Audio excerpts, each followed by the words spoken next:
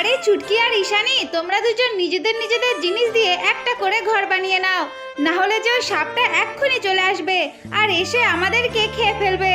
আমাকে ওই সাপটা খেতেই পারবে না, কারণ আমার কাছে আছে মাশরুম, তাই আমি এই মাশরুমটা দিয়েই নিজের জন্য একটা ঘর বানিয়ে নিই। আমাকে ওই সাপটা খেতে পারবে না, কারণ আমার কাছে আছে স্ট্রবেরি, তাই আমি এই স্ট্রবেরিটা দিয়েই নিজের জন্য একটা ঘর বানিয়ে নিই। আর আমার কাছে আছে ইট, আমি এই ইটগুলো দিয়ে নিজের জন্য একটা শক্তিশালী ঘর বানিয়ে নিই। আরে সবার তো ঘর বানানো হয়ে গেছে, এখন তাড়াতাড়ি চলো ঘরের মধ্যে, না হলে যে সাপটা এক্ষুনি চলে আসবে। আরে তোমরা কি ভেবেছো এই ঘরের মধ্যে লুকিয়ে তোমরা আমার থেকে পার পেয়ে যাবে? এখন আমি এই মাশরুম ঘরটাকে একটা লাথি মেরে দিই। আরে আরে ঈশানী, আমাকে বাঁচাও, না হলে যে ওই রাক্ষসটা আমাকে খেয়ে ফেলবে। এখন আমি এই স্ট্রবেরি ঘরটাকে খেয়ে ফেলবো।